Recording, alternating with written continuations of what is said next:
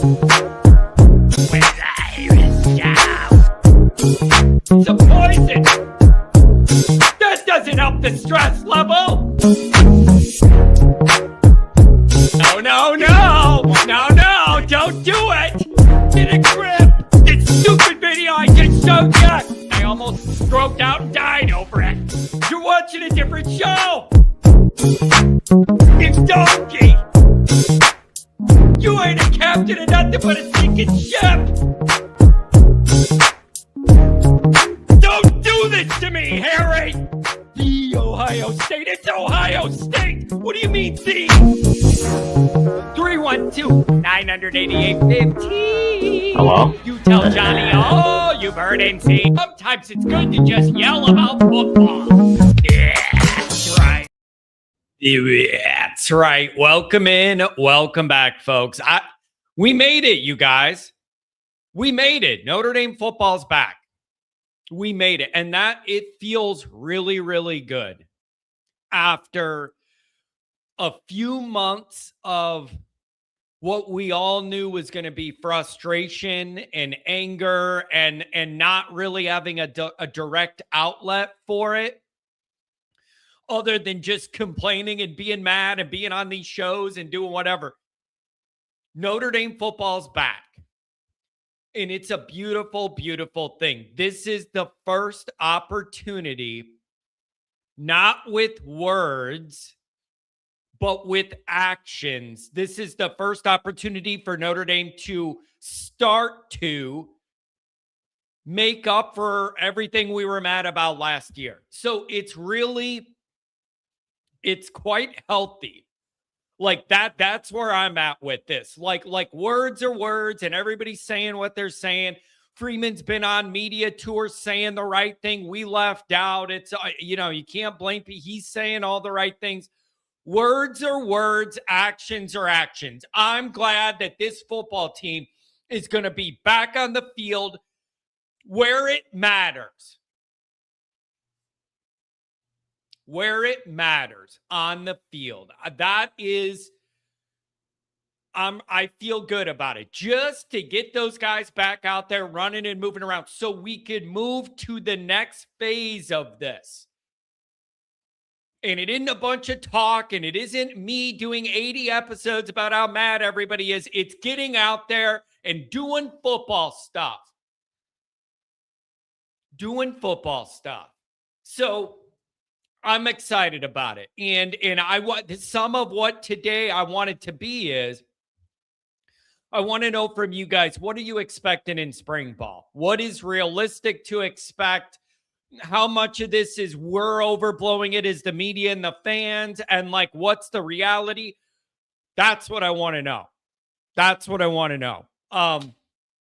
Western Tomb with the Irish Doom. He's back. Notre Dame still sucks. 7-5 incoming. You will lose to Wisconsin the same way you lose in week 1. Again, I'm going to say this. I said it the last time Western did this. It's really a big compliment to this show and to Notre Dame that someone who hates Notre Dame this much is logging in at 9:02 in the morning in all caps to let us know. I'm not even mad. I'm not even mad. That's genuinely impressive. So, Western Tomb, I hope you feel better that you dropped that Irish Doom, okay?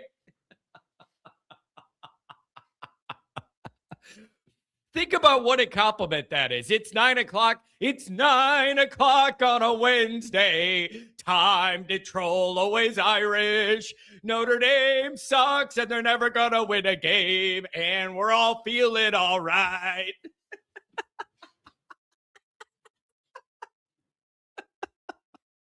You can't even be mad at a guy like this. I respect the dedication to the bit, okay? I really do. Here's the thing. Yeah, Brian, that's good stuff. I want to know what you guys are. Piano Man, I don't know. It's the only thing I thought of when I'm saying, Isn't that in the song? It's 5:00 on a Saturday. It's the first thing that came into my head. It's 9:00 on a Wednesday. Irish Western Tomb is here. Anyways, so I want to know if anybody has any residual thoughts about Lou Holtz send off. I thought it was a well done. It was an example of how Notre Dame does things at a different level. It was classy. It was done beautifully.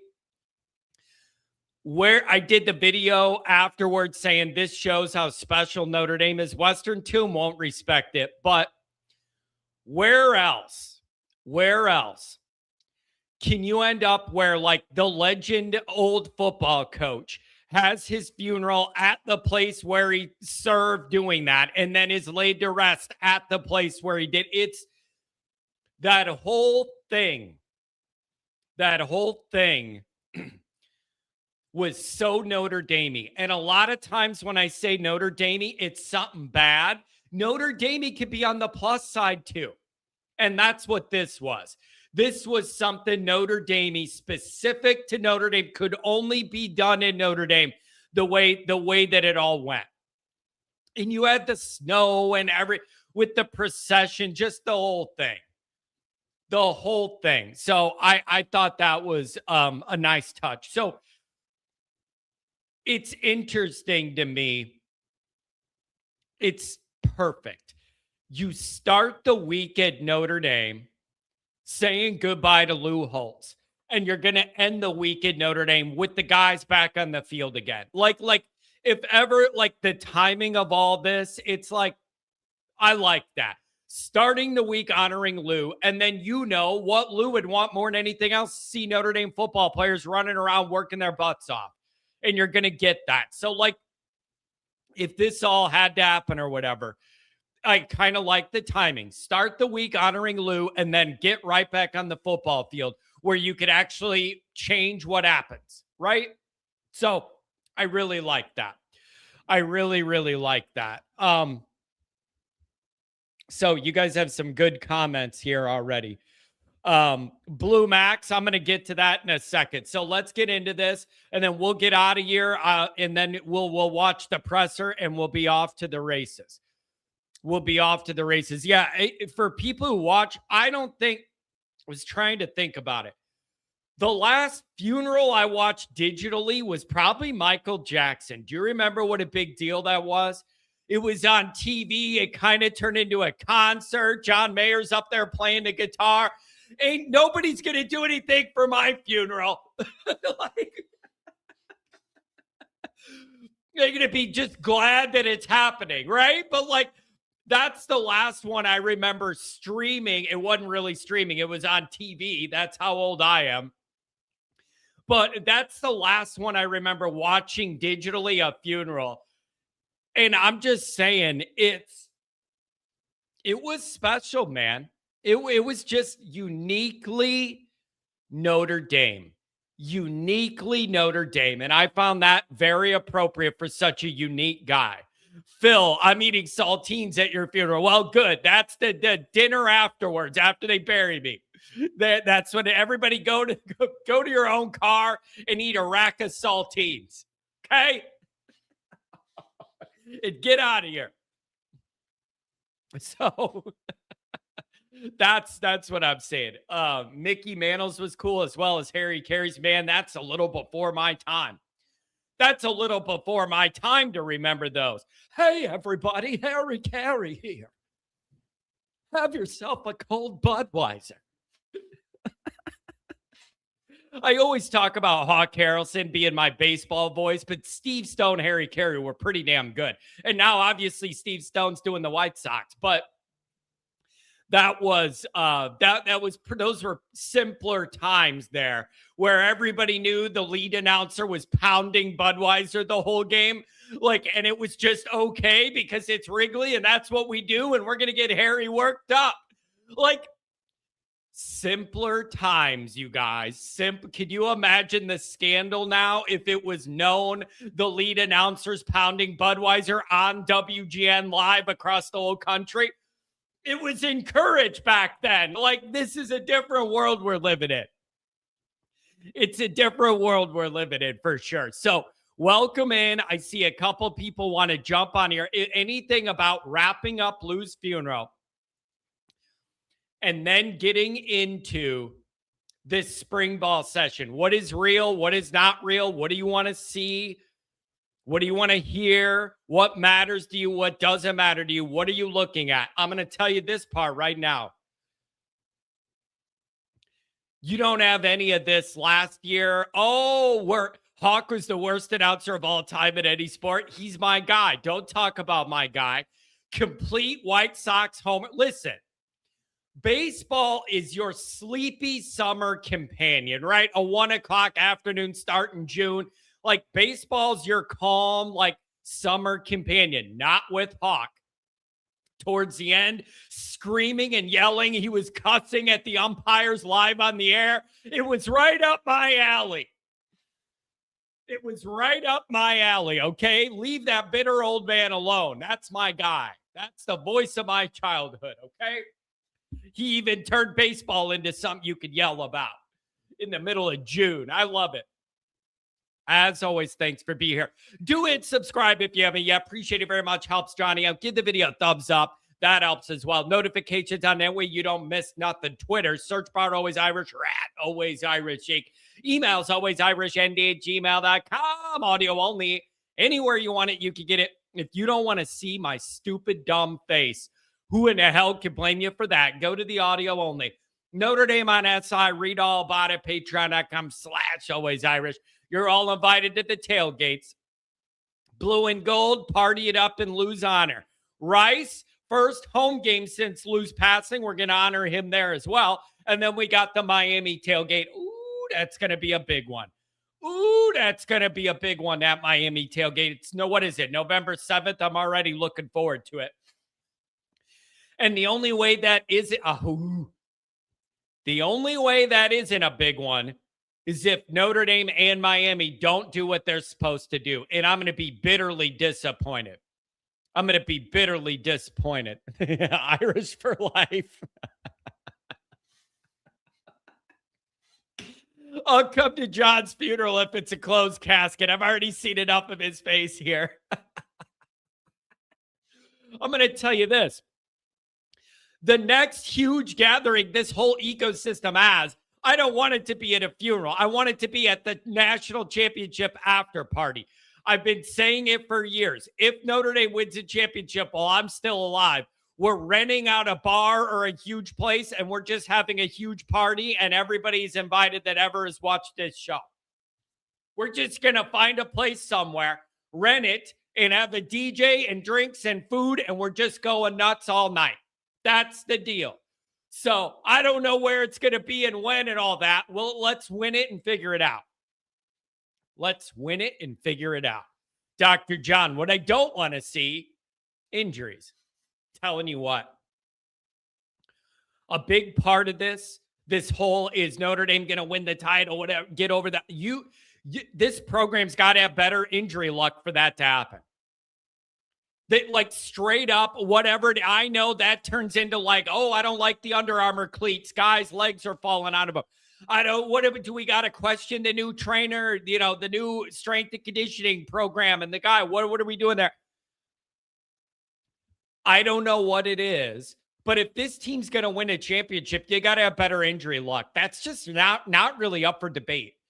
If you're going to win a championship, you're going to have better injury luck. You can't expect to win a championship with 2 or 3 starting offensive linemen down for the year and you have backups, and you're not winning a championship that way. I'm sorry. And don't give me, what about Coogan? That is, I've thought this a million. It's 1 in a million the way that all happened. That he leaves and goes there and becomes some hero winning MVPs in these playoff games. Give me a break. It's 1 in a million. That's a one-off. I'm just saying.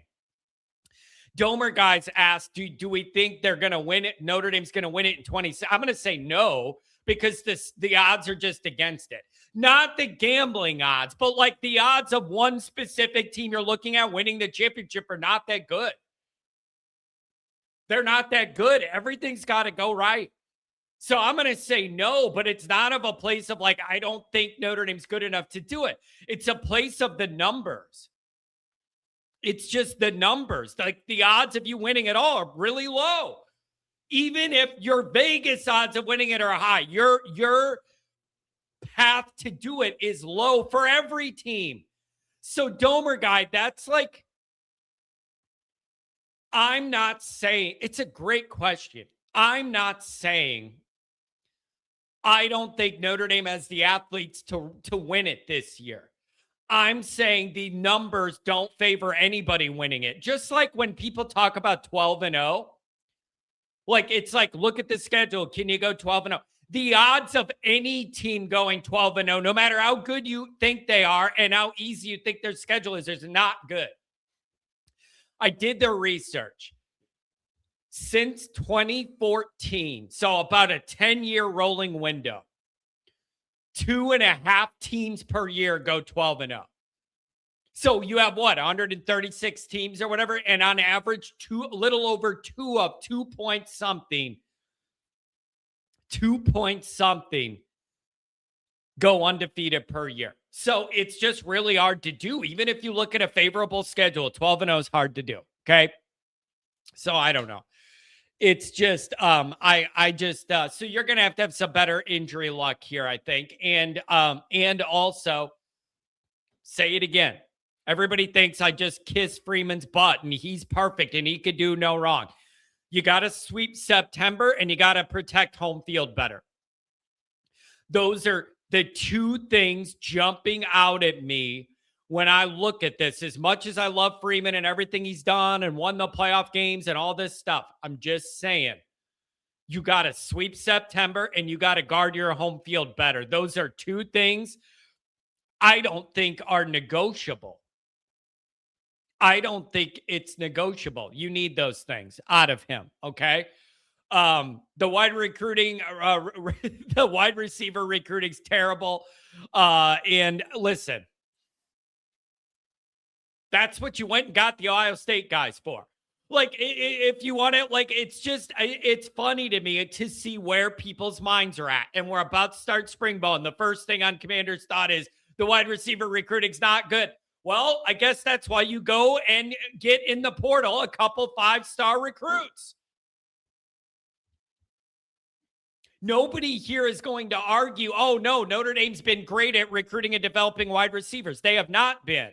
That's what you went to the portal and got some guys that were thought of as 5-star athletes. Why do so many of these ND fans base success off what Kelly did, but then claim Kelly sucks? I mean, it's one thing is, it's a pretty logical thing to do to look at the previous regime and compare it to the new regime when you have all this overlap and the new head coach was on that staff and there's like a blend there. It's pretty common to compare a coach to the last coach. That's a very common thing. That happens in every sport. That happens in every single sport, that you end up comparing this coach to the one who came before it. So that doesn't surprise me at all. How long will it take the O-line to gel? Old Slip asked my favorite question about the gel. If everybody's right when they yell at me and say, John, you're a dummy, you know, you expect the O-line to be good right away and it takes time to gel, whatever. Fine. That could take four games or whatever, a month and a half, or if you want to gel. My point has always been, I don't expect you to be perfect early, but you have to be good enough to win. Do you get what I'm saying? When I get mad about the O-line not being good enough early, it's like, well, they take time to gel. I don't need you to be self-actualized and perfect. I just need you not to be getting worked over to where we're losing games early in the year. And by the time you're gelled, it's too late. That doesn't do me any good. That doesn't do anyone any good. So you need to be good enough that you're gelling while you're winning, and the mistakes you make don't cost you this season. I don't know why that's such a weird thing for people to understand. You know, what do I know? Nothing. James, John, it'll be extremely hard to go 12-0. To many stipulations, it can be done, and it should be right there. Should be.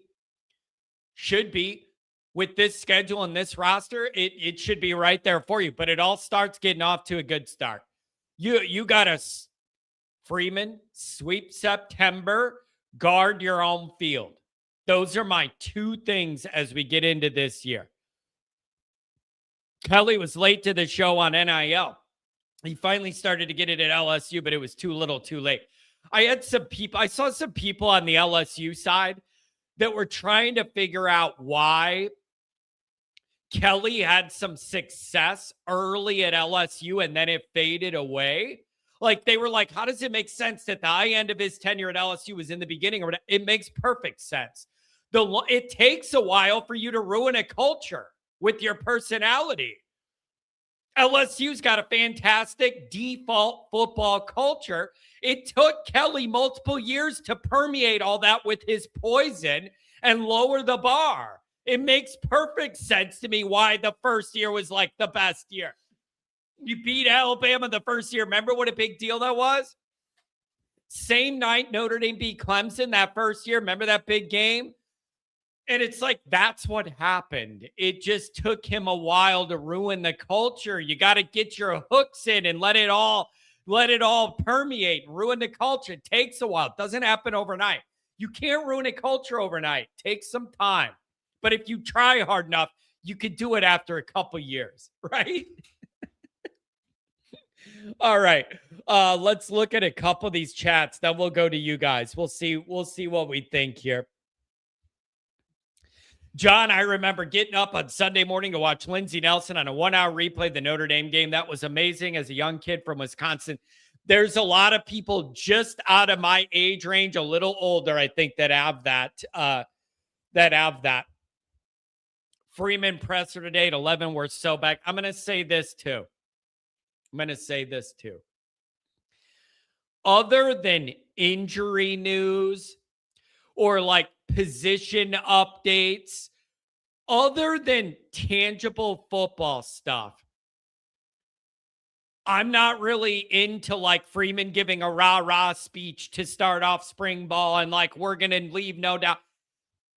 I'm beyond that. All that matters now is what happens on that field. I have said everything. Freeman said all the right things, all the messaging, everything. I don't need some rah-rah Freeman thing like in this press. I don't. This isn't about talking. This is about doing. So outside of like injury updates and like practical personnel matters, I don't really care about whatever the motivational thing. I don't. We're at a point here where talk is cheap and I need you to just perform. So it'll be good to get football back. It'll be good to hear Marcus and all this, but I'm not outside of the actual football stuff. None of it really matters anymore. All the talking, all the chirping, all the phrases, all the title or bust, leave no doubt. I don't care. I care what you're going to do on the field. So tell us whatever you're going to say in the presser. I want to see football action. I want to see man-on-man action. Get that football going again. Somebody's going to clip that the wrong way, but I do. I crave the man-on-man action again. I want to see some people hitting. It's good to have football back. Good morning, everybody. Yeah, it is romantic. It's the first always Irish people flooding into the presser right at 11 of the year. Could make me shed a tear. It's a beautiful, powerful thing when all of our people during the year, we do the Monday show and we parlay that, end it, and go right into Freeman's presser, and all of us are there with all of our smart-ass comments trolling the chat. Always Irish Senior, good morning to you. Always Irish senior, you better enjoy the peace and quiet for one more day because we're going to Florida tomorrow. We're going to ruin it. So my dad's been down there since like the new year, like relaxing in peace and quiet in the Florida sunshine. We're going tomorrow, so that's going to change. Hope you're ready for us. Hope you're ready for us. Yes, this is on my list. Who got bigger? Who got faster? Who looks different? Who are the leaders? What young guys look like they could play right away? Rodney Dunham. Is that a guy that could get out there right away and make an impact? I know Mike's looking at that. Joey O. I want Joey O to be so athletic and have such advanced instincts as an early enrollee that you can't keep him off the field. Like, we're talking about national championship here. That's the bar. Joey O'Brien, I want you to be so good they can't keep you off the field as a freshman. And I want to see you jump off the page with your athleticism and your instincts that I do believe are very advanced. Very advanced. Commander. The teams Wisconsin lost to last year were all pretty good. Don't sleep on Wisconsin, especially when ND's known for losing under Freeman early in the season. I mean, yes. Like, there really is no pushback to that. There is no pushback to that. I got a video coming out about this soon. And an article too about Wisconsin specifically. Something unique happens with week one. It is the one game that gets overanalyzed more than any other game, even the championship game. Because you have 8 months to worry about it, 8 months to think about it. Once you get in the year, it's every few days. You have another game, you like pregame stuff, postgame stuff for a couple days. Then you're in the cycle again. You don't have the time. Once the season gets going, you don't have the time to spend 8 months thinking about one game. That's why week one is different. So that puts me in a weird place for Wisconsin. Where's the line? Where's the line? I want to have respect. I want to have respect for the opponent, but I refuse to build Wisconsin up to be A&M on the road or Miami on the road to start. It's just not that. So how do you thread that needle? How do you thread that needle of taking them seriously, respecting your opponent, but feeling like Notre Dame should be in a better place and should win that football game handedly?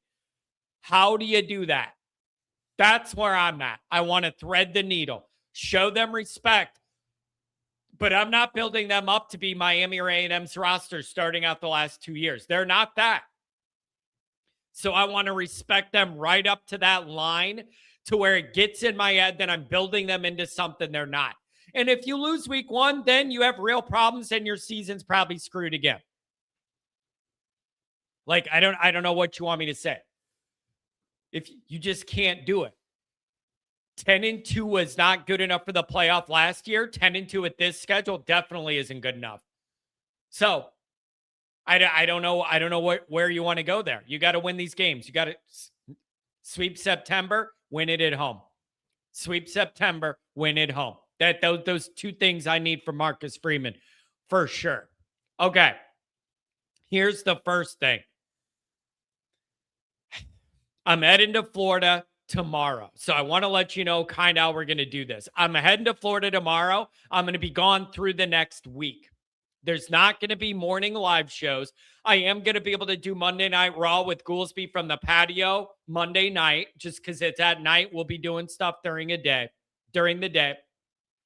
So we'll do Monday Night Raw. We're not going to have the regular morning shows, but I'm going to be able to record videos as spring ball gets going and all that. But I wanted to let you guys know, take a break. Won't be live Friday and then next week. So take a little break from this show. And I'll post videos as we get into spring and I have time to record them. Everybody likes it when I record drinking those Miller Lights on that balcony in Florida. So we'll do that. Here's the other thing. You know this. Every time I go to Florida, news breaks.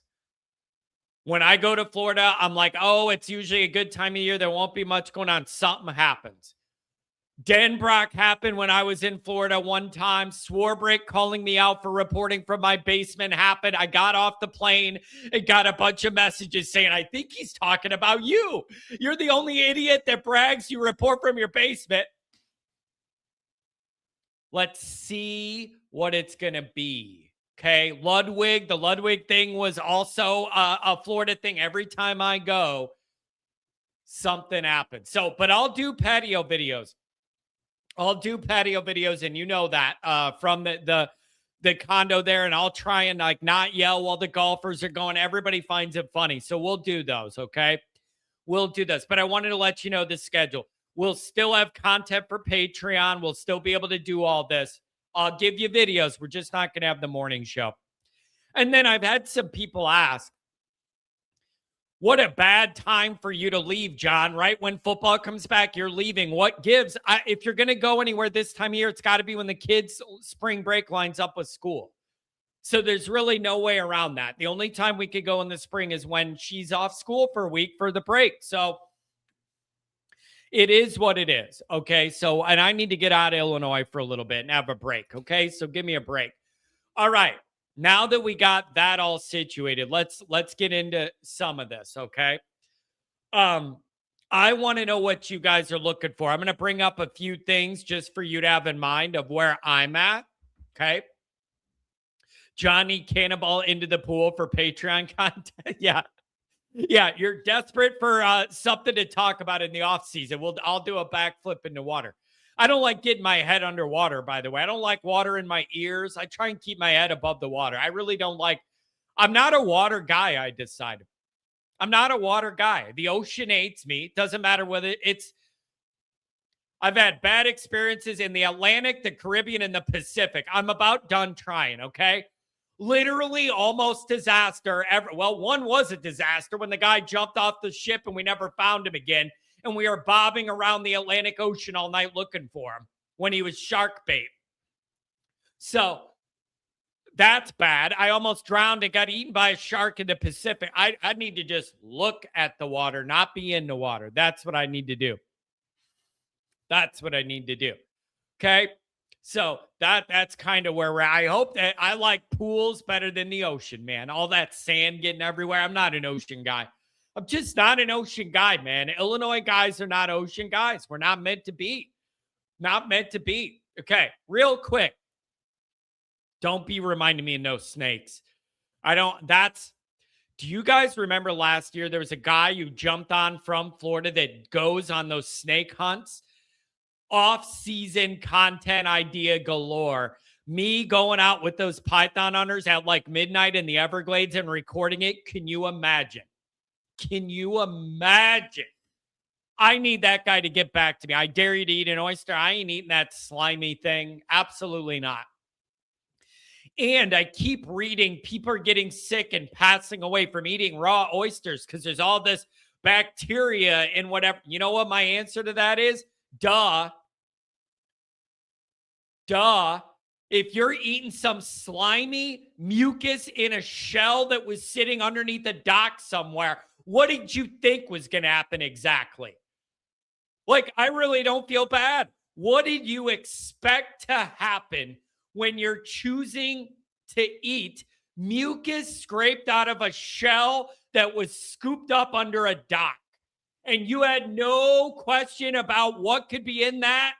You get what you get when you do that. You get what you get when you take that risk. Somebody reach out to me. I'll go on a python hunt with somebody that knows what they're doing and I'll record it from a distance. Here's what I'm looking for. Bodies. How do they look? Who is beefed up? Who is muscled up? Who is leaned out? What early enrollee freshmen look like they have the body they could get on the field right away and contribute? That's one of the first things I'm looking at is those bodies. The young guys, early enrollees, who flashes. People are asking about Aeneas and what at. He's rehabbing from, he still has a lingering issue from a lingering issue last year. This isn't a new thing. I understand this is lingering recovery from before. So that's going to give some younger guys a chance to shine in the running back room. So early enrollees, young guys, this is a good chance to be able to flash and get some extra snaps in spring. Always look at the younger year 2 guys who's developed and early enrollees. And correct me if I'm wrong, I believe I read that all but 3 of Notre Dame's recruits from this class are early enrolling. So, like, you should be able to get this thing really started. You should be able to really get a good handle around this team and the athletes you have early, since most of those guys are already in the fold. It's a beautiful thing. Where's Omar? I think Omar just comes back when we get into the games, and then he helps me with my timer. Okay, so I don't know. It's Commander. This is exactly why ND should have played in the bowl game instead of crying about not winning enough games to make the playoffs. Commander, that I know what would happen. All of Notre Dame's good players would have opted out. They would have got beat by BYU, and you'd be in here yelling about why did we lose that game and why did we play in this stupid game. There's no way to win this, man. Notre Dame would have had a lot of guys opting out, and it would not have been the Notre Dame team everybody was arguing about in that bowl game. You don't have to like it. It's just the reality. It wouldn't have been the team everyone was debating and then wanting to see against BYU if they really deserved it. It wouldn't have been that team. It was a total mess. It was a total mess. Why would ND play? Why would ND play the good players if they? I don't understand that question. I'm sorry. You missed the point here, John. Apparently I did. Yeah, I don't. Oh, he's saying to get the younger guys in early or whatever. We just need to move on. That whole thing was a mess. Whatever happened, and we need to just move on. But that's what the narrative would have been. It would have been, well, let's really see if this Notre Dame team deserves it or not. And then you wouldn't have had Love. You wouldn't have had Price. It wouldn't have been that team. What a mess. Total mess. But, Commander, no one in Notre Dame wasn't in a position to just go young in that game and let everybody play or whatever with all the national dynamic. It was all a bad deal. Bad deal. Tom, it's just good to know you're out of the hospital, brother. It's good to know you're out of the hospital and upright. They probably told Tom he couldn't leave, but he checked out for St. Patrick's Day because he wasn't going to miss the festivities. So I want to see the young guys and the early enrollees. I also, wide receiver and D-line. Those are the 2 groups I have circled this year. They are the 2 that if they make big jumps, can sincerely make Notre Dame a real title contender. A real title contender. D-line and wide receiver, the 2 groups I see that could change what this all is the most in a positive way. That's what I'm looking at. I have my eyes fixed on that part of this. Wide receiver, D-line. Both groups take a step up. Notre Dame's a real title contender. How about the O-line? You're always mad about them gelling. What about that? I'm interested, but I'm very frustrated because multiple guys I think are going to start are going to be limited or totally out in spring. I'm not going to get the answers I want out of that group.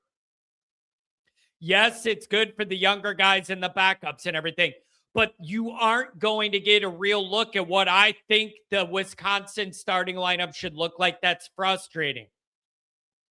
That's frustrating. So I'm interested in the O-line and watching all that, but I'm not going to get the answers I want. You're not going to get to the end of spring and be like, there's our starting 5 for Wisconsin. Let's go. You're not. That's just not on the menu. It's not on the menu, and that's frustrating to me. So I'm interested, but I have doubts of what we're going to see because you're limited and all that stuff. So I don't know, man. It is, it's going to be really interesting. Jay Carp.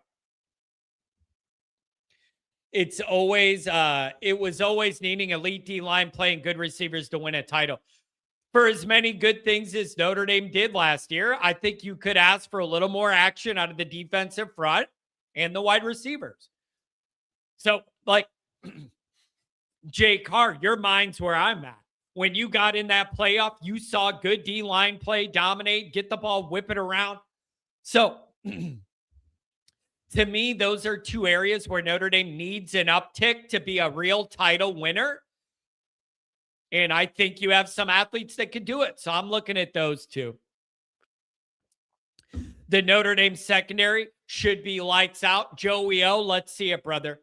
Be so instinctual, so long, and so strong, they can't keep you off the field. Backup quarterback,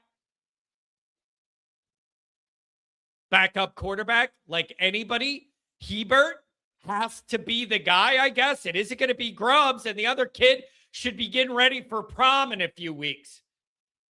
So, backup quarterback. How about this? Can Notre Dame make an extra point this year?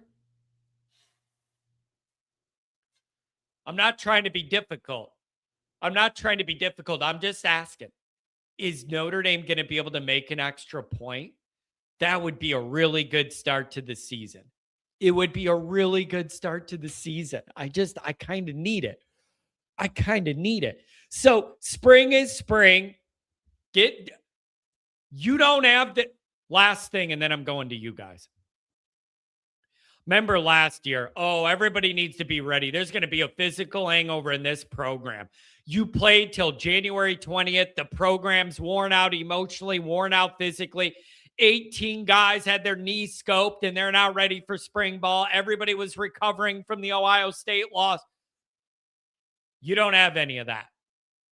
In fact, you have a longer runway to prepare for the year than almost everybody else because your season ended the day they picked the playoff teams. You didn't have another bowl game, nothing. Get after it. It's not too much to expect for this all to come together a little quicker this year. I don't think that's too much to expect. Okay? Because you do not have that excuse of that hangover and all this stuff. You should be ready to get this thing rolling in the right direction sooner. Okay? And again, though, man, practice. We talking about practice. I'll never forget in August, I was listening to the reports of the people that were at practice in August. I'll never forget it. It was when the quarterbacks were struggling. And then it was like, well, no wonder they're struggling because there's nowhere to throw. Because Notre Dame's defense is all over the place and they cover every lane because they're so long and athletic. No wonder these quarterbacks are struggling. There's nowhere to throw the ball. And then the first couple games happened, and the other team was able to throw the ball against Notre Dame and complete passes while I saw no Notre Dame defender even on my TV screen. So spring ball reports, August camp reports, they don't mean a damn thing. Other than injury, they don't mean nothing. They don't mean anything other than injury. And clickbait. You're just excited to see a 2-second clip. Like, I am too. I'm not criticizing it, but like, really, it means nothing. But I'll never forget that. No wonder the young guys are struggling. There's nowhere to throw. This defense is going to be locked down and all this stuff. You got into the year. I never even saw a Notre Dame defender on some of these plays. And other plays, you were given an 8-yard counter on an out to the sideline like it was 2007 and you had no talent. Unbelievable. Which makes me ask this. With this Notre Dame defense, what do you think the weakness of the defense is? When I've asked that before, Chris Ash is what the answer I get. I don't get, D-line, I'm worried about, nickel, I'm worried about. I don't get that, the linebackers, even though KVA's out. I don't get that. When I have asked people, what do you think the weakness of the Notre Dame defense might be? They all say it might be Ash. So I don't know. Stop crying, John. I have no idea what you're talking about. I have no idea what you're referring to. I'm talking about what's happened and what's happening. I don't know. Of all the things I do bitch and moan and complain about, this is not one where I'm crying. I'm explaining what happened. And I'm also explaining not to believe all the reports you hear out of spring and fall camp. I don't understand how that's crying. It's explaining the facts. And just because you don't like the facts doesn't mean you're crying when you're explaining the facts. Anyways, so with Ash, last thing, then we'll go to you guys. With Ash, I want to ask this. You're crying. Well, if you don't like it, go somewhere else. See if I care. Like, I don't know. I'm doing my show today. If you want to be my producer, go for it. Otherwise, kick rocks. I don't care. It always cracks me up when one person will write like they're my producer, exactly what they want. Like, whatever, dude. If I'm crying too much for you, go to another show this morning. I don't care. I'm just doing my routine, man. I'm doing my show. Sorry, it's not up to your standards. And then, okay, here, I'm going to flip this, Blyberg. I'm going to flip it. Stop crying, John. You're crying. When I go the other way, then I get accused of just being a Freeman homer and saying he's the best, he's the number one coach of all time. So I really can't win. I really can't win because that's the dynamic I'm in. When I'm bringing up the things that went wrong or were bad, John, quit crying. If I go on the other side, 80 people are going to write, oh, now you're just covering for Freeman, saying Freeman's awesome. So I can't win. I can't win. John, but you are a Freeman homer. Yeah, I'm linked. I am linked to Freeman. I want Freeman to succeed. I wanted him to be the head coach. I called for that right a month after he was on campus. I said, I'm already ready for Kelly to leave and get this guy in here. He already works harder than Kelly. He's been here 1 month. Let me have that guy as the head coach. It was just kind of obvious to me that that's what was needed here to change things. So, yeah, I'm linked to Freeman, but he's got to get better at things. I absolutely want Freeman to succeed, but he's got to get better. He's got to get better. Sweep September. Don't lose at home. Those are, I need it, Marcus. It's year 5. You're not the new guy. You're not, he's learning on the fly. Year 5, you should be hitting your stride. Year 5, you should be hitting your stride.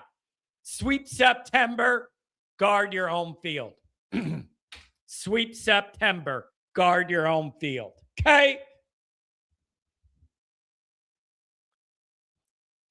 Nikki Dean loves to be heard and seen, and he's going to be at the tailgate. You got to let us know how much a hot dog at Disney is. I'm not looking forward to that part of the vacation, but the moms want to do kid stuff with the kids, and I'm just like, tell me where to be and when and whatever. So we're gonna do Disney, I think, the next day, and then I'll be up at the balcony relaxing. Renee's Foreman, what's up, buddy?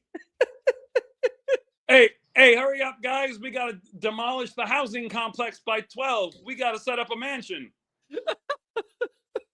Oh, sorry, John. Sorry about that. That was really very well done.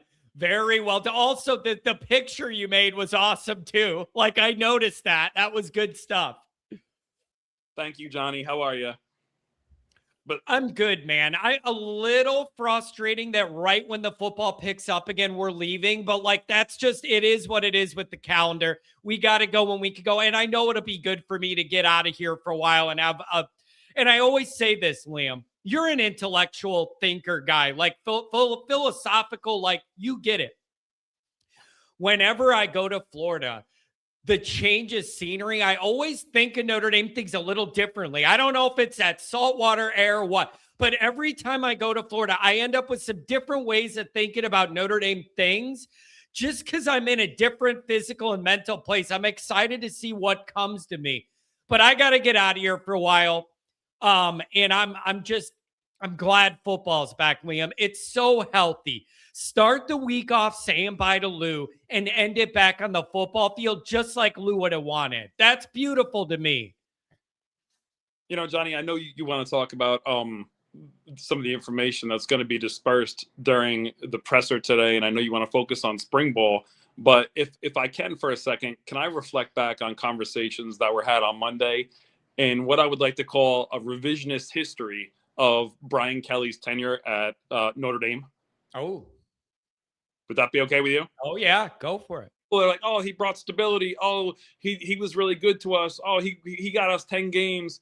And, you know, if you go year by year, 2010, doubled up by Navy, a home loss to Tulsa, 2011, lost to South Florida at home, 2012, destroyed and utterly unprepared against Alabama, 2013, let up what, I think a 50 spot against Oklahoma, beaten by Pitt. 2014, lost to Arizona State. Louisville led up a 50 spot to USC. 2015, blown out by Ohio State in the bowl game.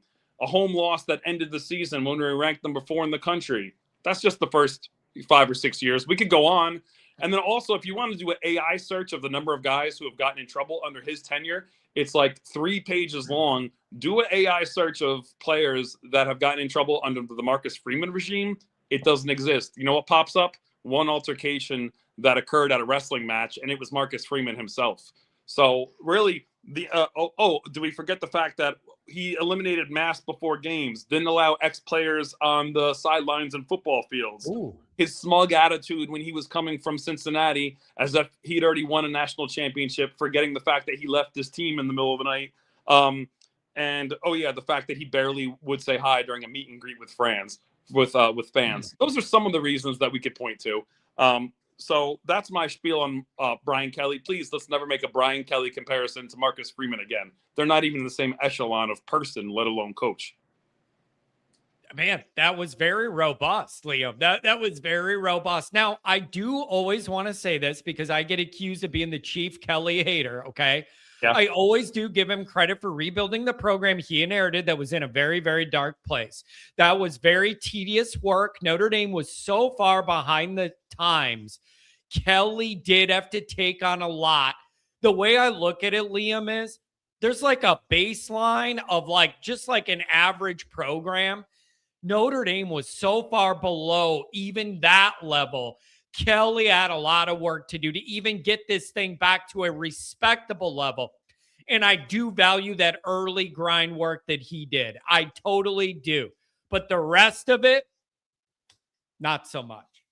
Well, it's a good thing he was able to do all that work rebuilding Notre Dame while he was on the golf course. What a great multitasker. And secondly, I know this was a time of economic recession coming after the housing bubble of 0809. Thank God we saved money on not having to fuel up the jet for recruiting during that time. We could thank him for that too. Liam, I'm telling you, I would get text messages from somebody in the recruiting office that would just say, John, he won't do it. I would just get these texts. There's a quarterback whose family's interested in the West Coast, and we just can't get him to commit to getting on that plane and going there and talking to him. He really wanted to be the closer, man. Have everybody else do the grind work, and he comes in at the end in that suit, wraps it up. It got to be tiresome. But here we are now. We're 5 years down the road. Marcus Freeman is no longer the new guy. He should be hitting his stride, full of confidence. It's always a big deal when Notre Dame football comes back. It feels bigger this time, man. These are big time expectations at a new level in the modern era for this program. Yeah, you were talking earlier about questions about the receiver room. I'm worried about Greathouse. You know, I know he's got a big NIL contract. Me too. I know that he's the guy to go to, big Texas recruit. I think he's only one of 4 from the 2023 class, right? Rico left. Another guy transferred out as well. And he's the last one left. But if you look at his availability is very underwhelming. And to hear some reports that he might be a limited participant in some of these practices after sitting out games with hopes that he'd be healthy for a long postseason run, I question if he's going to be able to play a large role next year. Yeah, it is. I'm telling you, man, it is. How people want to think of Greathouse in their mind from the playoff where he honestly made like The best plays of his career were in the playoff where it mattered the most. And he was finding ways to make big plays. And then, so that was your image of it. But then last year was an injury wash. And so now am I supposed to assume we're starting No, back making plays in the playoff? no. Or do I have to worry about availability before anything else? I don't want to disrespect him, but he was pretty much a no-go all of last year, man. So Done. where does that leave me? Wait and see? If you take out the 2 playoff games and subtract that from his statistics, his entire 3 years at Notre Dame is equivalent to a 5-game sliver, 5 games in a row of Jeff Samardzij's career in 2005. Yeah. And yeah. Look at the numbers; they're identical. 3 years smushed into 3 for Jeff Samardzija. Yeah. If Liam, are you with me? When I look at this whole team and where we're at, whatever, where I'm at is D-line and wide receiver, the 2 things I'm looking at more than anything else, because I believe those are the 2 groups Notre Dame has not been as productive at as we want for as competitive as this program's been the last few years. I have always wanted more from the defensive front and the wide receivers. If both those groups take jumps, you should be cooking. The blend of existing guys and the portal guys is really exciting to me. And those are my 2 units I'm looking at now and in August. Last season, I think Boubacar Traore had 6 or 7 sacks. We're looking for him to double that total. I think it's Young. Young had, I think, 1 sack. We're looking for him to replicate what Boubacar Traore did this year. And I think that's within the realm of possibility based on fixing certain techniques, also based on situational things that happen in football games. But we need the DNs to be able to get home with just 4 of them instead of sending a blitz. Yep. And we talked to Goolsby was talking about this on Monday Night Raw. Link in the description, by the way. Nothing like the Patreon community we have. It's full of weirdos like me. He was saying, Liam, if you could get this defensive front to get some more pressure without bringing blitzes, without risking bringing a guy from the secondary to crash down or having to send a linebacker to get pressure, if those guys could just be more productive on their own, oh my God, it frees up these linebackers. And what about that secondary we already think is going to be really good? I mean, it would free everything up. It all starts up front defensively. I have big expectations for that D-line. And the other thing, John, is I don't want to get too wrapped up in the numbers because we could have we could have 6, 7 sacks against Syracuse or Navy. And during the good games, if you look at the statistics against Texas A&M and Miami, I think we had 1 sack over those 2 games. We need timely sacks and sacks that matter against teams that are quality opponents. Don't let the 6 or 7 sacks against teams that we should be beating mask the good games and the good teams that we need to be putting up numbers against as well. Yeah, it's a very, very fair point. The measuring stick needs to be, what do you do against the best teams you play? I'm with you. Is there anything, Liam, you want to hear from Freeman? Like when he speaks, I'm kind of over the rah-rah, leave no doubt. I get it. But I'm ready to see the action. Is there anything you want to hear from him that would move the needle for you? Or how do you want him to start this off? I would still appreciate him mentioning something about being pissed off and mad about how last year ends and how that's been internalized. All right, we're pissed off about the result of last year. How does that turn into movement or progress this year? What have you done to either, light a fire under some of these guys' asses, which probably didn't have to be done. But so to say, how is that motivating the team moving forward instead of just being words? Yep. I think that's very, very, I think that's totally, totally fair. Commander says, Kent, the only guy John will defend more fiercely than Freeman is his buddy Goolsby. Well, he's a personal friend and my business partner. So yes, I don't understand. I don't know what you want me to say to that. He's my friend and business partner. So yes, yes, that's my guy. That's not really a secret. I don't know why that's surprising to anybody that you would you would defend your friend and your business partner you make money with. Yeah, that's kind of how a partnership works, man. All right, Johnny, I gotta start knocking these houses down before noon. All right, me and Renee. Yeah. Okay. I think there's a homeless shelter 2 blocks that way. Get your stuff and get out. Hey, I'm not going to make any tornado jokes. Have a nice day. Yeah, see ya. Have a good one. Oh, that's good. Oh, man. That's good. Additional note on QB. Sampson sees the backup role as a total toss-up. He thinks the guys in camp are really competing as a stopgap until Teddy Gerard's ready midseason. My point is, I just think you might be screwed. If you need the backup quarterback for multiple weeks this year, I just think you might be screwed. Like everybody's racking their brain about what do you do with the backup. You just might have to admit you just might be shit out of luck if Carr goes down for any extended amount of time. I don't know what else to say. Like you don't have the safety blanket of like, oh, Kenny Minchie would be a serviceable backup. He was like competing for the starting role. We like what you just don't have that guy this year. You just don't have that guy this year. So I don't know. It's just it's interesting. Let's do a couple more of these chats here. Couple stuff I want to yell at, then we'll go back to you guys. We'll go right back to you guys.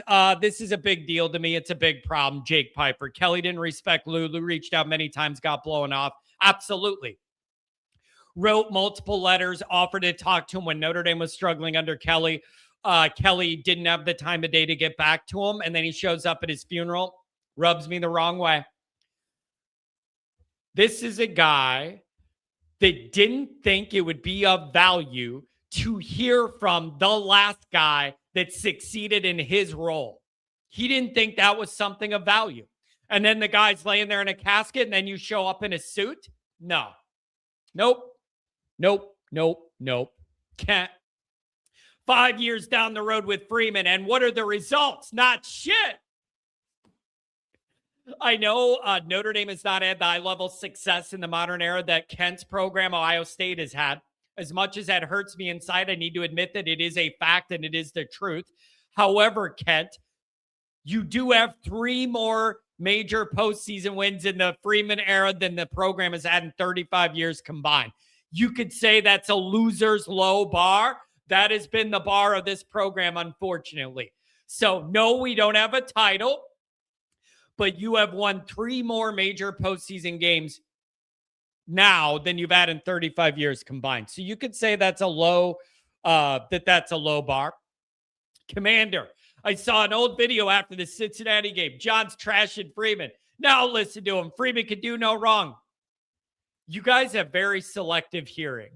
I started this show out by saying, as much as I appreciate Marcus Freeman, he's got to get a lot better at his job. Sweep September, guard home field. Those are the 2 initial things I need from Marcus. He's got to get better. He's not a finished product. He's not perfect. He hasn't won the championship. Marcus Freeman's got to get better. And the first 2 things come to mind. Sweep September, no September slip-ups, guard your home field. I need him to guard home field better. That bothers me. Okay? Terrence, what's up, buddy? Hey, what's up with it? What's up? What's going on, man? Man, not much, man. Man, I'm just ready. Can't wait to, man, get this spring started, man. And you're right. And I've been saying it the whole offseason. He got to sweep September, man.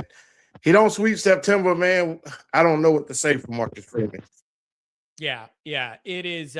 It's a big deal, and the schedule lends itself to that this year. Like, if you don't take advantage of the way this schedule is set up, when will you win through September? The Ohio State 23 year, I think they were game 5 or 6, and that was your first game. You were able to get to that level, but yeah, man, if you can't do it now, I don't know when you're going to. It's a big deal. Yeah, man, we definitely got to take advantage of September. Man,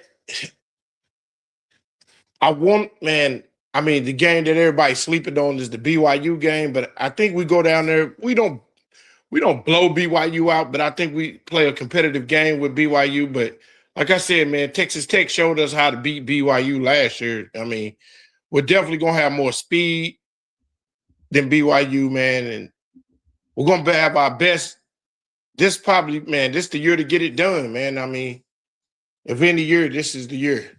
Yeah, you're absolutely right. And that BYU thing, man, they want a piece of Notre Dame. They are mad that Notre Dame ducked them in the Pop-Tarts Bowl. And they were able to hold on to their coach who was flirting with Penn State, which is not a culture fit to me. Sataki and Penn State is not a culture fit. They almost lost them. And then they got him to come back, and they're mad. They want a piece of Notre Dame. They're mad. They missed the playoff too, and they're mad Notre Dame ducked them. They're going to be ready for Notre Dame. I need Notre Dame to be ready for that moment and undefeated entering it. Yeah, and I don't think. Well, we're way faster than them, man. We got the better quarterback. Hopefully, we have the best running backs and offensive line, man. Especially with them flirting with putting Will Black at left tackle and moving Anthony Knapp on the inside, man. I hope that's so true. Because, man, dude, I mean, the dude can run block, but his pass blocking is horrible. It's going to be really interesting to see. And the thing with that is I don't think you're going to get the full picture of that till August because guys are recovering and some people are limited. So, I don't think you're going to get the full picture we want in spring ball for the O-line. But, that's a big damn deal, too. And then flip it over to the defensive side, Terrence. Do you have comfort with Ash? I love the talent. I feel like the whole Ash thing was only weird because it was the first couple games with new personnel. He had to learn what he had. Do you think we're in the clear? Do you trust Ash starting this year? Well, let's see how August go, man. I mean, September go. If September and October go well, yes, I could trust it. But let's stay away from that zone. We don't have DBs that's good at playing zone. We have DBs that's good. You need to coach to your player's ability, man.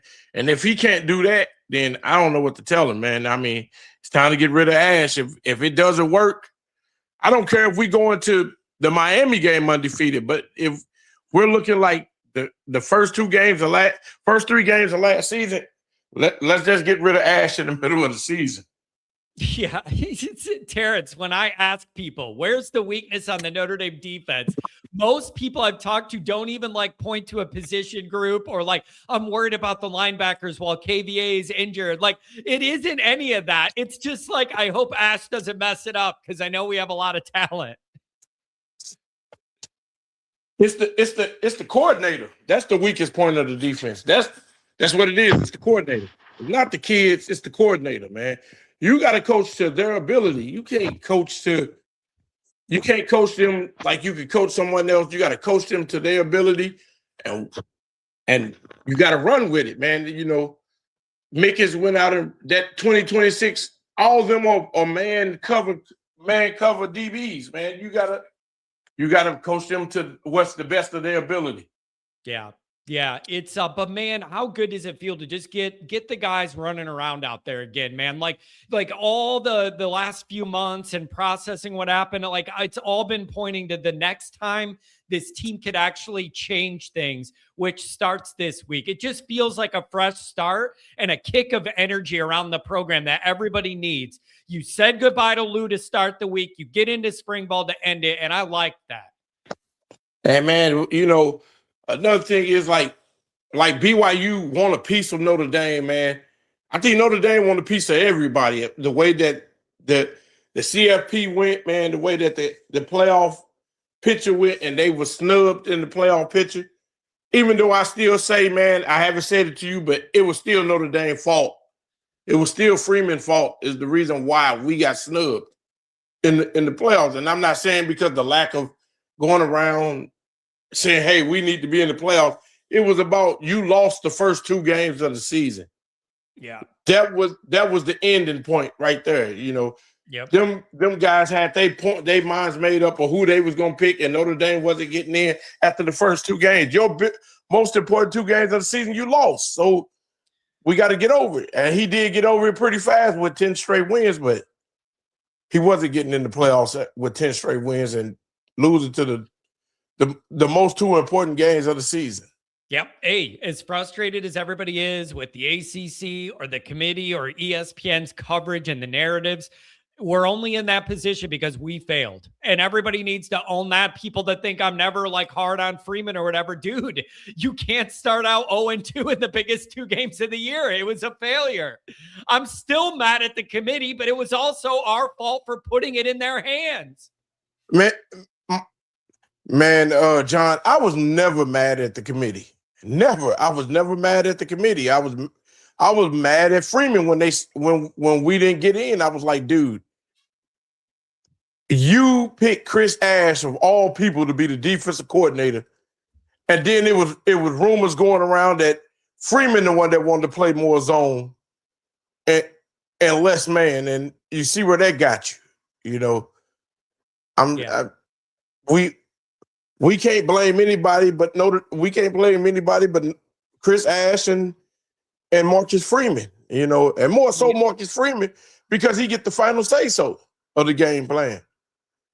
You know, but that's all totally fair. And there needs to be a lot of lessons learned. And I know spring is spring. I really hope Notre Dame's staff looks at August heavily at how they were testing and evaluating what they had, because they didn't get it right. And they had 4 weeks in August to figure it out before Miami, and they didn't get it right. I want Freeman to look at how they were testing and evaluating, because they need to do it a little different because they weren't adequately prepared, and that was upsetting and disturbing. But man, I feel like we're gonna. I mean, I don't even know how good Miami gonna be, man. You know, their coach is terrible in October. He's the opposite of Freeman. He's great in September and horrible in October. You know. Man, so it'll be so interesting because neither team faces a gauntlet before the November 7th matchup. And so I sincerely hope they're both undefeated. Like, if one of them has one loss and one's undefeated, that would be a unique, like, all or nothing for the team with the loss. But like, both these teams should be really good, and that should be a big deal. And the sleeper game.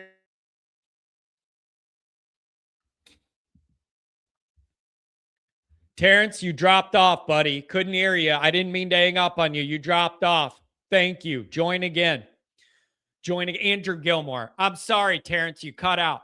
I really love Carr, but I'm not comfortable with everybody saying he's a difference maker. I need to see it. Last year, production was a compliment to Love and Price. He needs to take a big step forward. Correct. You don't enter every game with like this safety blankie of knowing you have Love and Price and what they're going to do in all this. Like, Carr needs to be the leader of that offense.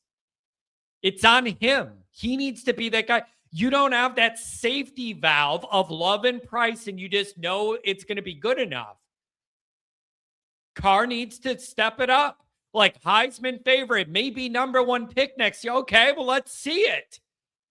He's got to be a difference maker at that level.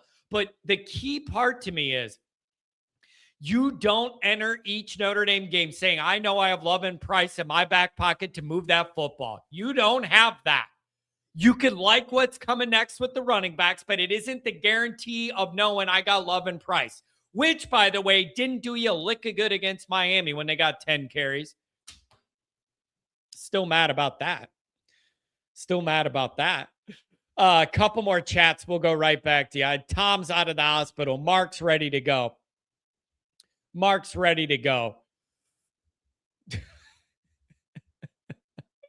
Blyberg. I've been here since day one, and I'm told to kick rocks for pointing out that John is always crying. But an Ohio State fan who trashes ND is coddled. It's about the delivery. Like, I know clearly where Kent's coming from and the whole framing of his thing in here, Blyberg. I appreciate you being here the whole time, though. You have been a long-time guy. The coordinator has a national championship, unlike anyone else on that team. Well, is that supposed to make me feel better? That makes me more mad that the guy that has the championship that should know what it looks like picked the wrong defense and the wrong guys to play in it in the 2 biggest games of the year. Is that supposed to make me feel better? Because it actually makes me feel worse. That makes me feel worse, not better.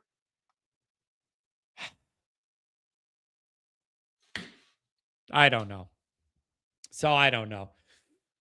It is I like the energy today though. People are fired up. Football's back. Oh, I did want to say this. Somebody else in the chat mentioned Lou's funeral. 2 parts of this got me. 2 parts of that funeral got me. One was when they played the alma mater at the end. I wasn't necessarily expecting that. It threw me off when they did the alma mater at the funeral. And then what really got me was Timmy Brown touching the casket as they wheeled Lou out. That got me. It just got me. It just got me. Blyberg saying Mickens picked the wrong players. Well, wait a second though. If you're the national championship coach or whatever, and you're the DC, do you not have ultimate call over the? Even if Mickens wanted to do something, does the DC not have the ability to override that? I know they generally let the position group guys pick who they want or whatever, but did you not? They messed it up. They messed it up. They messed it up. You need to get it. And you know what else needs to change too? Can Chris Ash not look like he's totally freaked out there? I know that's a small thing we laugh at, but whenever they pan to the sideline, Ash looked like he was more stressed than I am. And that is not what I want to see out of the Notre Dame DC on the sideline. Sweating bullets, serious look on his face, like kind of like what's going on? Stressed me out, man. Stressed me out the way Ash looked. He looked more concerned than I did on my couch halfway through that A&M game.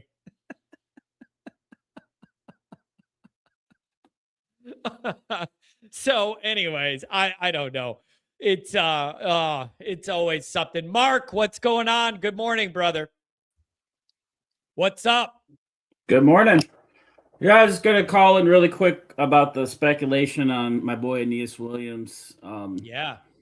With this Freeman mentioning that he's limited. And I think, people are kind of saying this means this or that, but I think it could mean the opposite. Because, we're 170 some days away from kickoff, but, if you look at the 2025 lists of star players last season, you had unavailable out, modified activity, and individual plans. And if you look at the unavailable out, 3 of the 4 started, modified activity, and then they all played or started. So this is much ado about nothing. He's been dealing with his elbow since week 2. So limited means limited. Limited doesn't mean out. And making a mountain out of a molehill is a bunch of bullshit till we hear otherwise. And he's got 2 years of practicing, playing, and production. So what are we really, worried about? I know your partner's kind of running with this and saying a lot of stuff, but I think it remains to be seen. But until then, I'm over here chilling. Yeah, I think that's a fair take. And then also when you show the list of like individualized plans or limited or whatever, the first thing I think of is opportunity, because a lot of those guys, what they are, you got to get them totally healthy and whatever for the August camp. And a lot of them, you already know what they are. This is a big opportunity for depth guys, younger guys coming up, the early enrollees to be able to get more snaps and show they could be difference makers. I'm excited to see it, Mark. There's it's some poetic justice. You started the week saying goodbye to Lou, and you're going to end it with this team back on the field. I am finding some weird closure and peace with that part of this. Yeah. It's nice to finally actually get some more things directly related to football. And then, and then in the end, if Nolan James does get it, this isn't like a competition or anything. If whatever snaps Aeneas gets, he's he's already shown what he can do. And then immediately after Freeman mentioned he's limited, I mean, he said like 3 or 4 great things about the production he's had, since his freshman year in the 2 years. So, however it shakes out, like I'm good with it. I'm not like talking shit about anybody in that running back room.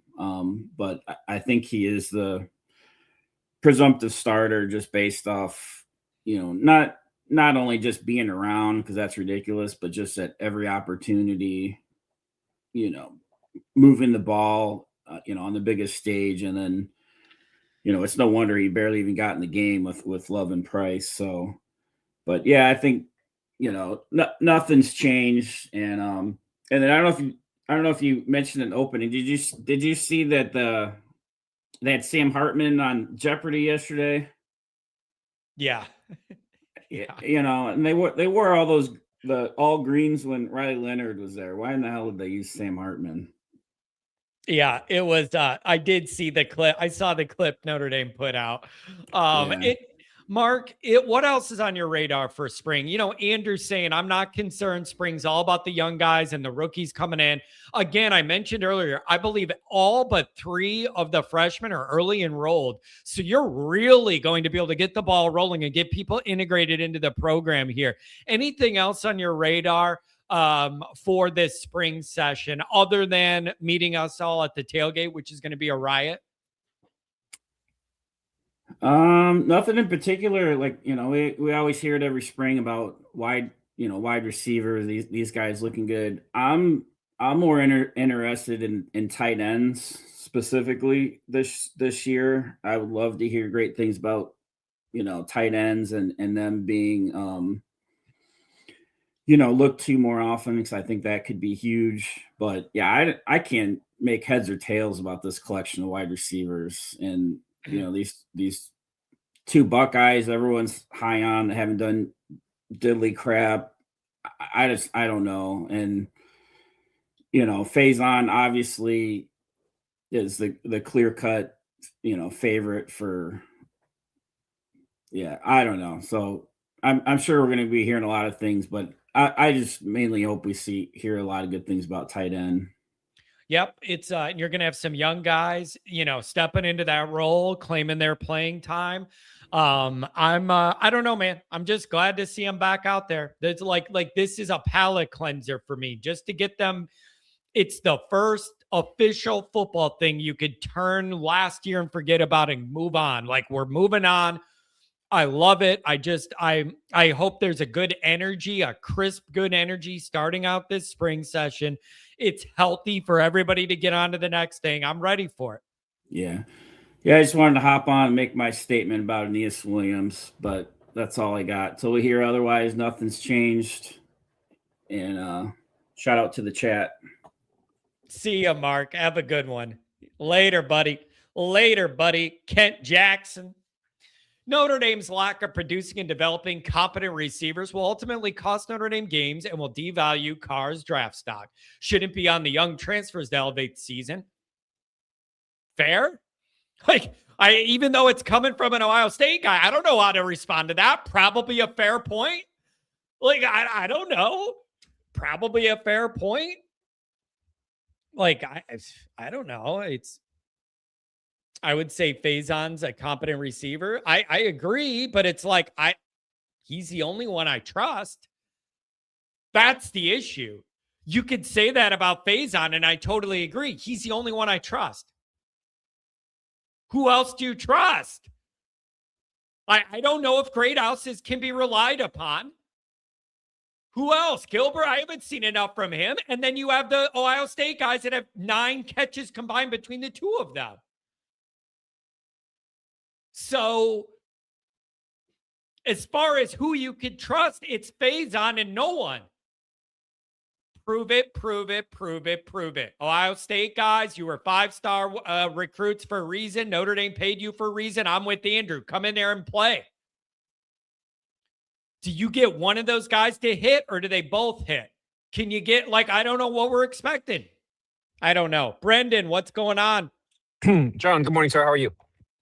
I'm doing very well, man. I'm excited. I like the dynamics. Starting it off, saying goodbye to Lou early in the week, ending it with Notre Dame football back on the field. That's a beautiful thing to me.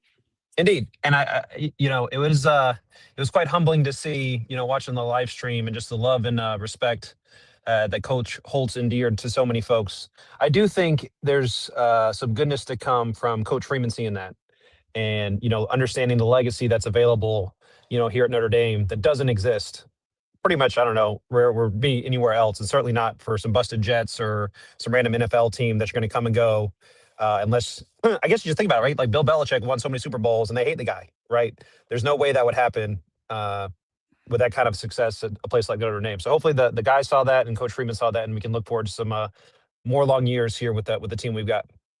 Yeah, it's here we go. Jay Carr. My tinfoil hat theory is Freeman didn't sign any upperclassmen receivers because Carr's coming back. And then by default, for that to matter, you're assuming Freeman's coming back. Otherwise, he wouldn't care who's back or not.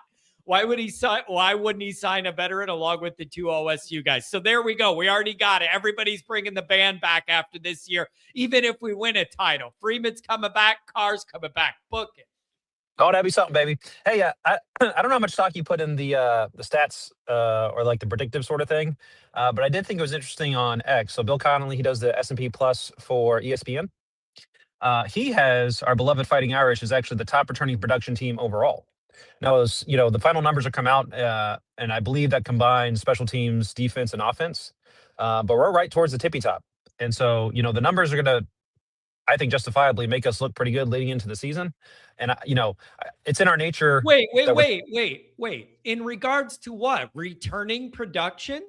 Yeah, so I think it's like when you take into account the and I don't know the precise formula, right? Because you would look at that, and that's what the immediate response was. It's like, what the heck? They lost their two best running backs and their wide receivers and all that kind of thing. Yeah, that's exactly what I was thinking. Yeah.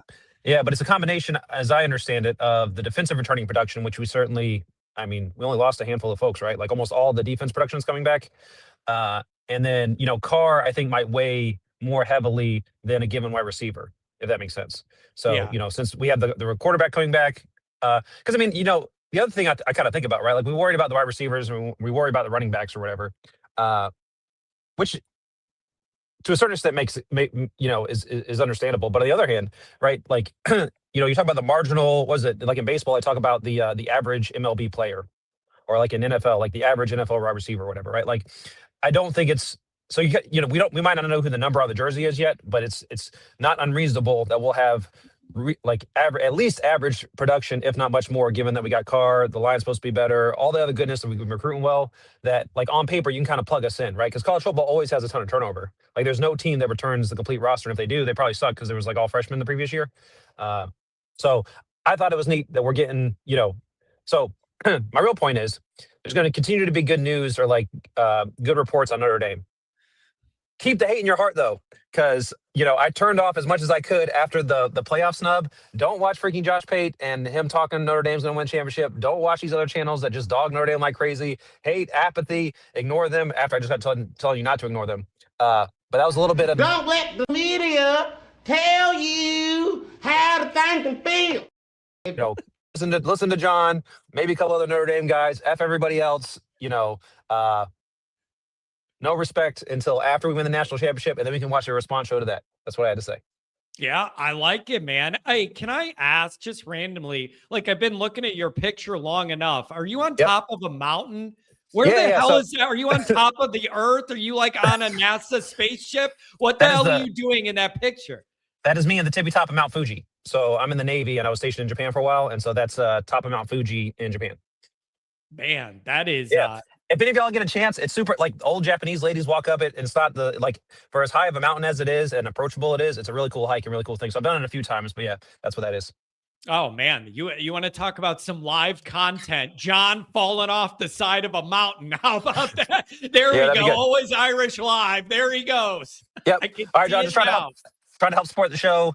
Looking forward to the reports from spring practice. Although another interesting thing to do, instead of watching the national guys, it's interesting to go back in time, right? And so now as the library just builds up longer and longer on YouTube, uh, and you could probably attest to this too, is like take a look at the spring report videos from say like 2 or 3 years ago. And like the names they talk about, and then you think back to the season, it's like there's always a big delta between, oh, so and so's looking great in spring. And then once the season comes around, you don't hear from the guy anymore. So I just think, we got to temper expectations. Well, just because such and such happens in the spring doesn't matter in the fall. We all fall into the same trap every year, even though we tell ourselves not to. The dynamic you're referencing is true.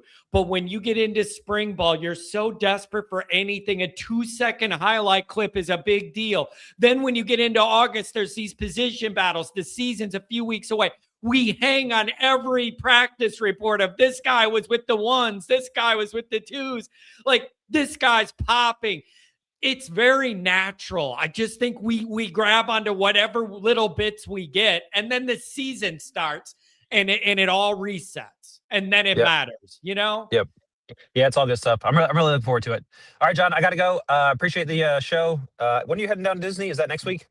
We're leaving tomorrow, and then I think Friday, Saturday, and then we'll be back at the condo for all of next week. So we'll have a couple days for the kids to be able to do whatever, and I will try and just get through it. All right, good luck, John. It's a rough ordeal, but hopefully the little one will remember it and think fondly of you, and all the stress or whatever will be worth it.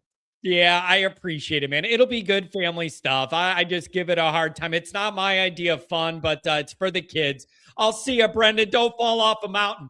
All right, John, take it easy. See ya. This guy's climbing mountains. It's no big deal. He's at the top of a mountain. Oh, man, that's good. Tom, I'm glad you're out of the hospital, brother. What's up? Oh, everything's good. I had a great St. Patrick's Day. We had an election win yesterday.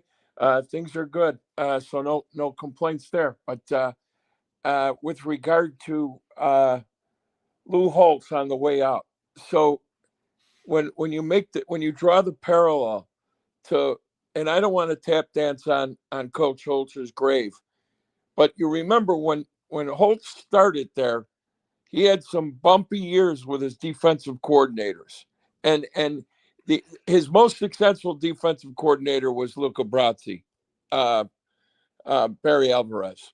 I mean, he went through Tony Yelovich. In the first couple of years, he had Tony Yelovich. He had Foge Fazio, who was the former head coach at Pitt.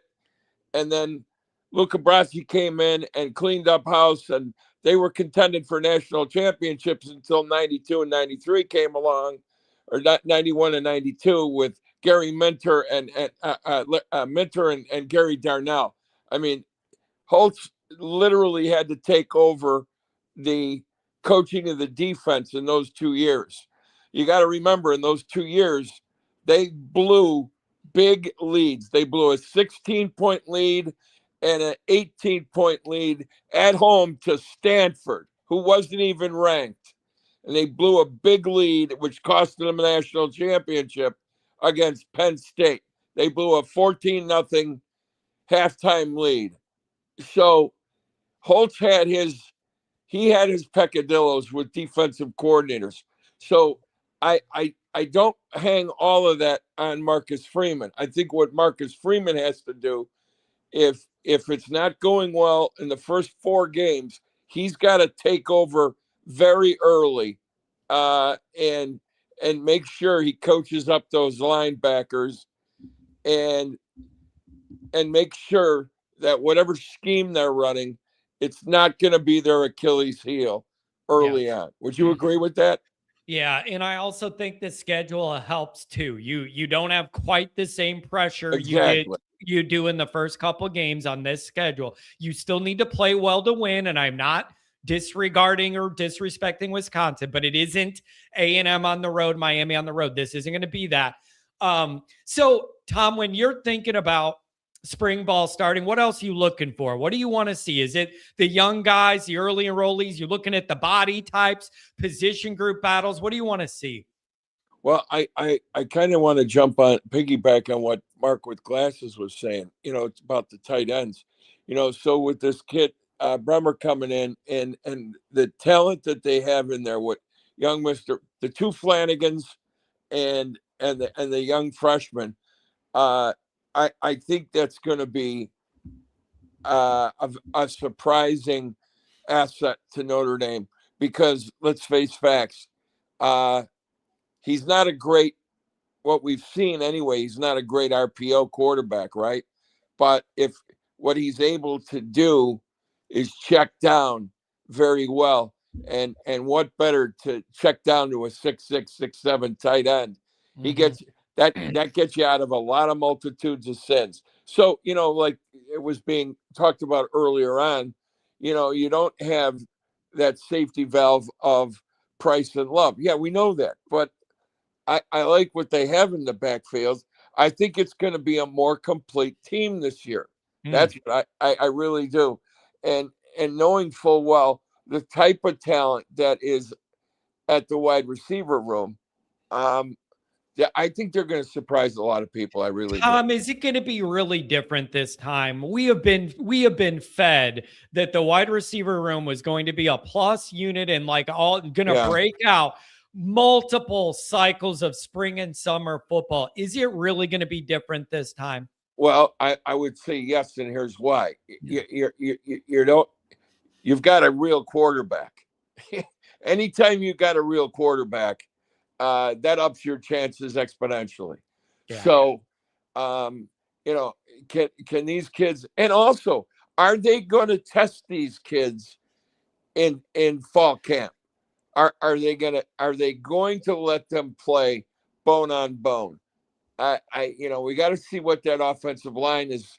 I like what I'm hearing. Bringing, you got to put your best 11 on the field, right? And that starts with the offensive line. So I'm excited about it. I really am. And I understand the intrepidation of, oh, are we going to get let down again? Well, I don't think so. I really don't. I think by the time game 6 or game 7 comes around, I think they're going to be kicking on all cylinders. I could be wrong, but they have too much talent on a team. And don't forget, with what's coming back on defense, the multitude of sins that they're going to be able to cover. Look at the field position they're going to be able to give that offense. I mean, that's the big part. And then having a place kicker and a long snapper that all plays into it. Those special teams. I mean, if they could put this all together, they're going to make a run. Man, it is interesting because it's like there seems to be some more unknowns than we're used to. There's a lot of turnover along the offense. With the skill guys, especially. But so there's risk in that. But on the high end, if it comes together, the ceiling is much higher. So it's a very interesting dynamic.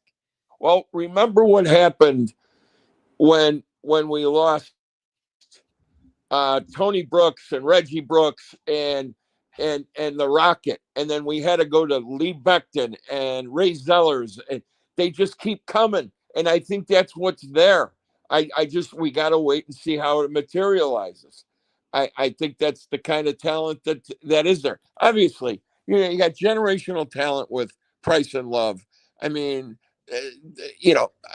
there's no question. Those are next to the Rocket on some of his great runs from line of scrimmage, and Ricky Waters. Those are my favorite running backs I've ever seen at Notre Dame. And, they're generational. So is it going to be a drop off? Yeah. But I like what's there. Man. Yeah, this is exciting. But I think it's appropriate. You started out the week saying goodbye to Lou. You're going to end the weekend back on the field, and we start this 26 mission and look it all forward. Tom, I'm just glad you're upright and out and feeling better, my man. Oh, yeah, me too. It's great to be alive. And thanks for all the well wishes. I appreciate everybody. This is a great community you've built here. So I really appreciate it. So shout out to the chat and all the guys. Hey, Tom, Bro. thanks for being a part of it, and get out there and run the city, would you? Jesus, are you kidding? You got it, buddy. All right, I'll talk to you, Tom. I'm going to Florida. I'm sure I'll text you, but I'm going to be gone for a while. I need to get some sun in my Oh, leg. that's right. You might have to hit a Briggs truck on your way down to Disney World. God, I don't know how you do it. Don't remind me. All right, I'll talk to you, Tom. See you later, buddy. guys. Have a good one. Oh, I love that guy. I'm so glad he's out of the hospital. I can't believe people assume Wisconsin's a win. Stanford, Northern, Marshall, Cincy, South Florida, Navy, Tulsa, but Wisconsin's an auto win. Like I don't know how to say it. I don't know how to say it. But like there's a fine line between respecting every opponent and respecting Wisconsin, but not being afraid of them. Like, I refuse to let us build up Wisconsin just because there's 8 months to do it. That's where I'm trying to be, is right at the line of showing them appropriate respect, but with confidence that the Notre Dame program's operating at a different level and this needs to be different. But if you Northern Illinois yourself, I can't help you. It's possible. I don't think it's likely. But if you do, you're in big, big trouble. Again. Luis, good morning, brother. Oh. Good morning, John. How's it going? Good, man. I'm excited to get spring ball going. I want to see them helmets running around. Man, boy, it's man, we're around the corner right now, guys. We're like literally around the corner. We're about to see what we have in store. We're about to see like this whole Marcus Freeman classes being stacked on stacked. You know what I mean? We're finally seeing the fruits of Marcus Freeman when I first time called you and I told you, like, no, let Marcus, let him bring his people that he's bringing in. Let him bring his guys, let him coach. It's hard to hear you. I could hear you better before. I don't know what you did. Okay, let me see. There you go. Yeah. There you go. Can you hear me now? Yep, perfect. Okay. So basically what I said before was like, let Marcus Freeman bring his guys, let him bring his players, his recruits. He's stacking class after class after class. And if anybody knows about football, you know that the biggest jump that you have on your team is from week 1 to week 2, right? Week 2 is when you're going to see your offensive line smashing and coming together and putting all the uglies up front and getting this camaraderie going on. Like, that's real football. Tell that to Northern Illinois about week 2, okay, buddy? Yeah, well, you know, week 2, what happened was like it was overconfidence and Marcus Freeman still going through like his learning curves. You know what I mean? You got to give him that. But my whole thing is we got what we got. And Tommy Gunn, thank you for bringing us CJ Carr. Like, yeah. I'm not gonna forget about that. Hold on, let me see what's going on with this. You sound good. I got you. Sound good to me. Let's see if I can. Can you hear me now? Yeah. Okay. What the hell? I can hear you. All right. What about now, boss? Okay, good. I got you. So, like, you know, yeah, I got you. Thank you for CJ. Like, honestly, God, and it's like the Chicago guy that just called, right? He said, we have a quarterback, and we have a team, we have everything. Let's not get into this whole projections, and all of a sudden, everybody wants to jump on the bandwagon of Notre Dame being the number 1 team in the country right now. But you forget what you guys were saying, all that shit last couple of years, right? That we were irrelevant, we were this, we were that, and all of a sudden you want to be part of this team because you know that we have a legit shot. But you know what? You hold that anger in, and you hold that diss that they did as on the college committee and how they side busted us because we weren't part of a conference. And all of a sudden you have a bunch of bandwagon fools that want to take care of their own selves and their own interests. But you know what? You know, no closed mouth don't feed nobody, my boy. And Notre Dame is about to take it all by themselves. So now you want to be part of this university and want to be part of this Marcus Freeman, and let's have him on my show because he brings ratings and stuff like that. man, don't think that we're not stupid. No, don't think that we don't know what the hell you're trying to do and try to butter us up and stuff like that. But we got to stay focused and we got to stay vigilant. That's all we have to stay is, and above all, stay healthy. Yeah, we really do. The health thing's just gotta be better for Notre Dame. I don't know if it's luck. I don't know what they're doing. You got to have a better health year. Anything else you're looking for in spring, man? I want to see the early enrollees, some of the younger guys. A lot of our known starters are going to be out or limited or on individual plans. I want to see what everybody else could do. Now's a chance to be able to flash, get some more snaps, earn some playing time. Who could surprise you young? Is there any early enrollee that could flash and play? Joey O'Brien, Dunham, what are we looking at there? I want to see all this stuff. I want to see the young kids that we brought in, especially this class, because like Tom said, right? We're like, I actually talked to someone about this, that we're like this close from being what Lou Holtz had at one point. One's gone, the next man up.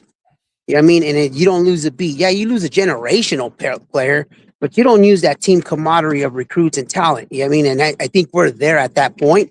We just got to get that natty backing us up on that one. But that's where, like, I do want to see what these, like Dunham, I keep hearing so much. We never recruit that defensive end position the way we have lately. And this kid is something special, I guess. He's already showing what he's about, his work ethic and everything. And so I'm looking forward for that. I'm looking forward for Joey O'Brien. I'm looking for Finley. Yeah, I mean, I think our receiving core is going to be something that we haven't seen before. And Graham and the two guys from Ohio State, I feel like they're going to put us at a different level that we've ever seen Notre Dame wide receiver room. You know what I mean? And it's going to show you, okay, Notre Dame is about that. But the thing that Dan Brock needs to do is remember one thing, Dan Brock. This is what I'm upset about you, Dan Brock, is that you had the best player in the country and you did not use them the way you need to. On big games, you put your best players and you give them the damn ball. No matter what. They get stuffed, you give it to them again. They get stuffed again, you give it to them again. And guess what? They're going to break one out, Dan Brock. And stop being stupid. Stop being finesse. Use your damn fucking players the way you're supposed to be using them. We should not be losing. We should not. And then here's the thing. Carr should win the Heisman, but we're not going to get it because I already know that he's going to pull them out in the second half because the blowout's going to be for real. I like that. Yeah, I like that, man. It's hard. Yeah, it's hard to pad up the stats when you're on the bench for a lot of second halves. Notre Dame should have a lot of blowouts on this roster or on this schedule. There should be a lot of blowouts. Let's be honest. Yeah, let's keep it a buck. Let's keep it 100. Let's be real, but at the same time, don't get overconfident and don't get yourself into a position where like we're gonna overuse our players just to get some stats. No, be smart about it. But also give them an opportunity to get that Heisman. Because you know what? That it's there. It's in his reach. But at the same time, let's not jeopardize it just to get it, just so we can say we have a Heisman. We have a bigger goal, and that's team camaraderie and team glory, and that's the national championship. The ultimate line is that national championship trophy. That's the ultimate bottom line for me. Yeah, man, I'm just excited to get it going, man. This is the first time we're able to actually move forward with the football. We've been talking about last year and what we got to do this. Now they could get out there, start hitting and start doing stuff. I love it. So this is healthy. I'm just thrilled to get it going. And here's the beauty part about it. Thank you, Rudolph. I hope you finally got it through your thick skull to put Knapp inside as guard and not use him as a tackle. Okay, we didn't have it. All right, excuses. You got the talent. Put your best 5 fat ugly guys up front and muscle your ass through it. All right. Enough of this experiment shit that you do sometimes that you drive everybody off the wall. Because if then we have a serious problem, we need to talk to Rudolph as a public and put him and have a committee of you, me, Renee, and a couple other people and ask Rudolph, what the F are you doing? You know what I mean? Freeman, leave this to us on that one. You know what I'm saying? But I just feel put your 5 best players on that field. 5 offensive linemen that you have and use them to where you got them here for. All right. Now, like I said, let's relax a little bit. The defense is going to take a little bit to adjust. But I got to honestly tell you, week 1 to week 2 to week 3, you're going to see that defense coming together, and we're going to come humming. And let's show what Notre Dame's about. And my pappy of all pappies, man, Coach Holtz, I got to be with you, man. Every time I see the service, every time I see that, the most beautiful thing, I don't know what Kelly was doing there, but that's all right. Miss me with that. I mean, bro, I don't even know why you trying to come around after all the shit that you were saying and all that. All of a sudden, you want to be like, oh, yeah, hey, bro. I have never seen a golf clubhouse that fancy. Maybe he walked in there thinking he could just check in for his tee time. Anyways, Luis, I got to get going here. Got some stuff to do before the presser. Hey, I love you guys. Luis, thanks for always checking in, man. For sure, man. And go Irish, man. We stand on business. Tim, that's Luis, man. 559 on the line. He's always got that energy. He wasn't even yelling this time. All right, you guys, I gotta get going. I have a couple phone calls I gotta make before the presser. There's a few people waiting to get on. I'm not going to be able to do it. Busy day, packing before the trip and doing all this, and I want to get to the presser here. I gotta tell you guys this on the way out. This chat came alive today. It's very, very healthy. Even Blyberg coming at me like whatever. The chat has some fangs to it. It has some juice in it, and it just tells you football's back. I love it. Even if it means somebody's going to yell at me, I don't care. It's a good sign. Like, I'm not even... It's very healthy to me that I saw some juice in that chat today. People going at each other, people going at it, coming at me a little bit. I love it. Notre Dame football's back. Look at the presser. And then remember, I'm going to be gone for the following week. No morning shows, but I'm going to keep you up to date with videos, and we're going to do stuff from the patio there in Florida. Blyberg, longtime guy. If anybody's taking shots at me, I'm glad it's you. Thank you, guys. I love you. I'll talk to you from Florida. Wish me luck. See ya.